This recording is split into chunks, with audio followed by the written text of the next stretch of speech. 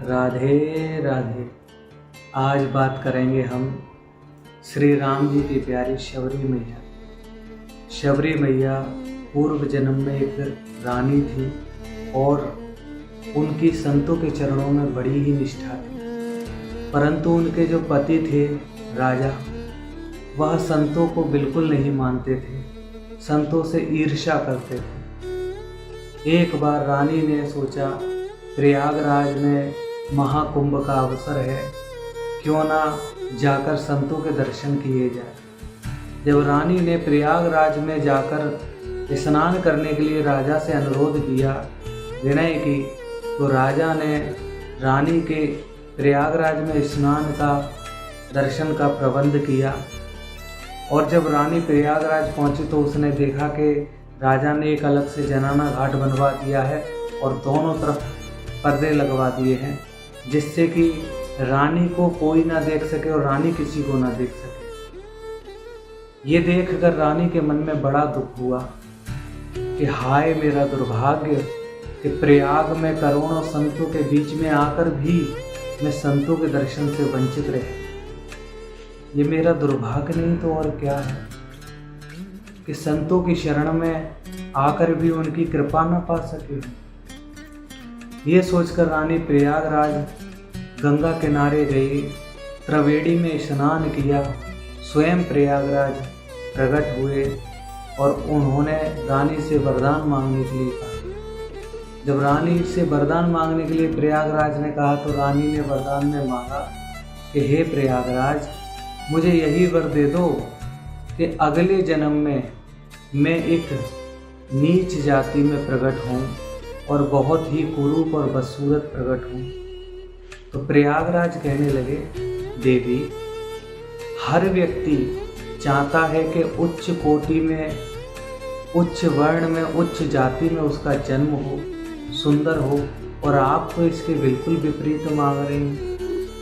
रानी ने कहा, महाराज, इस जन्म में मैं रानी हूँ और सुंदर हूँ, और मेरी ये सुंदरता, मेरा ये वैभव मुझे संत शरण से दूर रख रहा है, मुझे मेरे प्रभु की भक्ति से दूर कर रहा है। इसलिए मेरा अनुरोध है कि मुझे अगला जन्म मिले तो किसी नीच जाति में और कुरूप देह में। इतना कहकर रानी ने प्रयागराज में अपने प्राण त्याग दिए। जब अगला जन्म हुआ तो वही रानी शबर कुल में भीलों के यहाँ शबरी रूप में प्रकट हुई।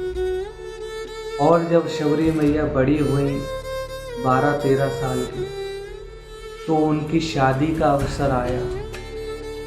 उनकी माँ ने उनकी चोटी बनाई और चारों तरफ धूमधाम से तैयारियां चल रही थी, सजावट हो रही थी। एक बड़े से पिंजरे में ढेर सारे हिरन, जानवर, पक्षी आदि बंद थे। शबरी मैया ने अपनी माँ से पूछा, माँ, ये जानवर, ये पशु पक्षी इतने सारे इस पिंजरे में क्यों बंद हैं? तो उनकी माँ ने कहा, अरे बावरी, तू बड़ी भोरी है, तुझे ये भी नहीं पता कि आज तेरा ब्याह है और आज तेरे जो बाराती आएंगे ससुराल वाले, उन सबकी दावत इन जानवरों को मारकर ही की जाएगी। ये सोचकर शबरी मैया का हृदय कांप गया कि हाय, मेरी वजह से इतने जीवों की हत्या होगी, इतने जीवों की हत्या का पाप मुझे लगेगा। ये सोचकर शबरी मैया घबराने लगी। शादी से इनकार किया, घरवाले नहीं माने। बारात के आने का समय हुआ, आधी रात को सब सो रहे थे। शबरी मैया ने पिंजरा खोलकर जानवरों को भगा दिया। भागते हुए मानो उन जानवरों की आंखें शबरी मैया को आशीर्वाद दे रही थी कि हे शबरी, आज तुमने हमारे बंधन काटे हैं, देखना, हमारा आशीर्वाद है कि समय आने पर स्वयं प्रभु तुम्हारे बंधन काटे। और शबरी मैया ने सोचा कि अगर मैं घर में रही तो पिताजी फिर से जानवरों को पकड़ेंगे, जानवरों की कमी नहीं है, पकड़ने वाले शिकारियों की कमी नहीं है, और फिर मेरे विवाह के चक्कर में निर्दोष जानवरों की हत्या हो। यह सोचकर शबरी मैया आधी रात में अपने घर से भाग गई। भागते भागते बहुत दूर मतंग ऋषि के आश्रम के समीप पहुंच गई। उन्होंने देखा कि यहाँ संत रहते हैं, मुझे संत सेवा करनी है। ये देखकर शबरी मैया वहीं रहने लगी। रोज रात को उठती, आश्रम में झाड़ू लगा देती, आश्रम के चारों तरफ सफाई कर देती, लकड़ी काट कर रख देती, डोला पत्तल बनाकर रख देती, जिससे कि संतों के भजन में बाधा ना हो, संतों को समय मिल सके ज़्यादा से ज़्यादा और वो भजन कर सके। एक बार मतंग ऋषि ने देखा कि कौन है जो आधी रात में सारा काम कर देता है। अपने शिष्यों के द्वारा मतंग ऋषि रात में बैठ गए, छुपकर शबरी मैया को उस चोर का पता लगाने के लिए कि कौन है वो भक्त चोर जो हमारी भक्ति चुरा रहा है, हमारी सेवा कर रहा है। जब आधी रात पर शबरी मैया झाड़ू लगाने आई तो उनको पकड़ लिया। डरती सहमी शबरी मैया ने प्रणाम किया। मतंग ऋषि ने पूछा, कौन हो बेटी तुम? तो बोली कि मेरा परिचय मत पूछिए, मेरा परिचय मत पूछिए, बस इतना बताइए, कैसे तारोगे गुरुजी मोहे, कैसे तारोगे मेरा गुण भरा शरीर, प्रभु मोहे कैसे तारोगे। जब ये कहकर शबरी मैया रोने लगी, अपना परिचय दिया, तो मतंग ऋषि ने हृदय से लगा ली और कहा, बेटी आज से तू मेरी लाली है। जब संत कहते ना कि आज से तू मेरा है, समझ लो उसी वक्त गोविंद, उसी वक्त श्री जी हमें अपना लेते। मतंग ऋषि ने शबरी जी को गुरु दीक्षा दी और वैकुंठ धाम को चले गए। जाते समय शबरी जी ने कहा कि हे गुरुदेव, आप जा रहे हो, मेरा मार्गदर्शन कौन करेगा, कौन मुझे प्रभु शरण तक ले जाएगा? तो बेटी तेरी भक्ति इतनी निर्मल है कि तुझे प्रभु तक नहीं जाना पड़ेगा, प्रभु तुझे ढूंढते हुए तेरे पास आएंगे। इतना कहकर मतंग ऋषि चले गए।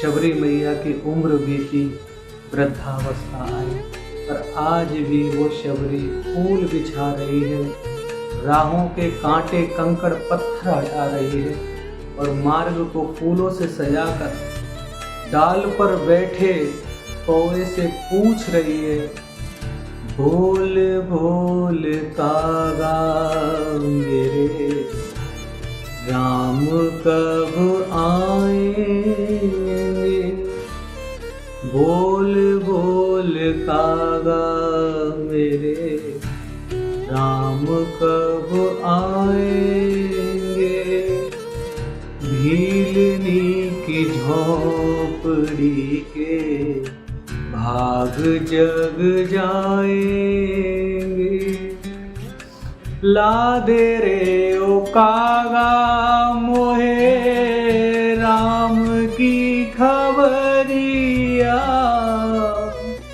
आएंगे कब मेरे राम रघुरैया, भीलनी के झूठे बेर कब खाएंगे, बोल बोल कागा मेरे राम कब आएंगे। रोते रोते फूलों से मार्ग को सजाती हुई शबरी मैया अचानक से देखती हैं कि दो युवकों के चरण पड़े हैं उनके सामने। नजर उठाकर देखा और पूछा, आप कौन हो दे? तो प्रभु ने बताया कि मैं कौशल्या नंदन श्री राम और ये मेरे छोटे भाई लक्ष्मण। सुनते ही शबरी मैया प्रभु के चरणों में सर रख कर रोने लगी। सर रखकर रोने लगे और बेहोश हो गए। प्रभु ने शबरी मैया को उठाया और कहा, माँ, अपनी कुटिया में नहीं ले जाओगी? आज शबरी मैया प्रभु के प्रेम में ऐसी बावरी हुई है कि अपनी कुटिया का रास्ता भूल गई। आज प्रभु शबरी मैया का हाथ पकड़कर उनको उनकी कुटिया में ले जा रहे हैं। शबरी मैया के झूठे बेर खा रहे हैं। प्रबल प्रेम के पाले पड़कर प्रभु को नियम बदलते देखा। अपना मान भले टल जाए पर भक्त का मान न टलते देखा। पर भक्त का मान न टलते देखा। इस तरह श्री राम जी की प्यारी पतित पावनी शबरी मैया का प्रभु राम जी से मिलन हुआ और शबरी मैया श्री राम जी के धाम को गमन कर गए। राधे राधे।